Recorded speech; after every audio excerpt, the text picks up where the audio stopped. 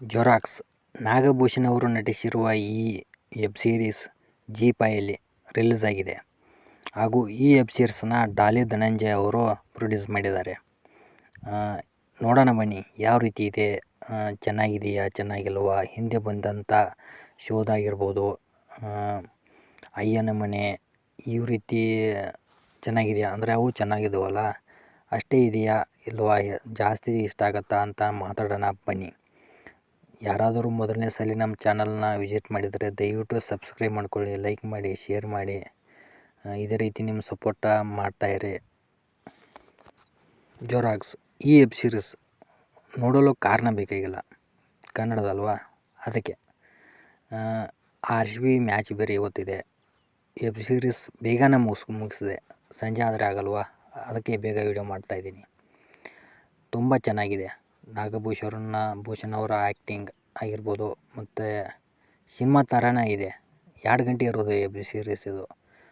ಬೇರೆ ಯಾವುದಾದ್ರು ಅಂದರೆ ಇಂಡಸ್ಟ್ರಿಯಲ್ಲಿ ಸ್ವಲ್ಪ ಹಿಂದಿಯಲ್ಲಿ ಅನ್ಬೋದು 5 ಗಂಟೆ 6 ಗಂಟೆ ಈ ರೀತಿ ಇರುತ್ತೆ. 2 ಗಂಟೆ ಇದೆ ಸಿನಿಮಾ ರೀತಿ. ತುಂಬಾ ಇಷ್ಟ ಆಗುತ್ತೆ. ಜಾಸ್ತಿ ಮಾಡ್ಬೋದಿತ್ತಲ್ಲ ಡ್ಯೂರೇಷನು ಅಂತಾನು ಅನ್ನಿಸ್ತು. ಇಷ್ಟ ಆಗಿದ್ದು ಕತೆ ಏನಪ್ಪ ಅಂತಂದರೆ, ವೆಬ್ ಸೀರೀಸ್ನಲ್ಲಿ ಜೊರಾಕ್ಸ್ ಅಂಗಡಿ ಇರುತ್ತೆ ನಾಗಭೂಷಣ್ ಅವ್ರದ್ದು. ಆ ಅಂಗಡಿಯಲ್ಲಿ ಮನುಷ್ಯರು ಹೇಗೆ ಕಾಪಿ ಹಾಕ್ತಾರೆ ಅಂದರೆ ಕಾಪಿ ಹಾಕ್ತಾರೆ, ಮತ್ತು ಏನೆಲ್ಲ ಆಗುತ್ತೆ, ಅವರಿಗೆ ಏನು ತೊಂದರೆ ಬರುತ್ತೆ, ಮತ್ತು ಬೇರೆಯವ್ರಿಗೆ ಏನು ತೊಂದರೆ ಆಗುತ್ತೆ ಅನ್ನೋದೇ ವೆಬ್ ಸೀರೀಸ್ನ ಆನ್ಲೈನ್ ಕತೆ. ತುಂಬ ಚೆನ್ನಾಗಿದೆ, ಯುನೀಕ್ ಆಗಿದೆ. ಈ ರೀತಿ ಕತೆ ಹೆಂಗೆ ಉಳಿತು ಅನ್ನೋದೇ ನಮ್ಗೆ ಅರ್ಥ ಆಗೋಲ್ಲ, ಆ ರೀತಿ ಯುನೀಕಾಗಿ ಮಾಡಿದ್ದಾರೆ ಅಲ್ವಾ. ಇದನ್ನ ಟ್ರೈಲರ್ಲ್ಲೂ ಕೂಡ ಬಿಟ್ಟುಕೊಟ್ಟಿದ್ರು, ಅದಕ್ಕೆ ಹೇಳ್ತಾ ಇದ್ದೀನಿ.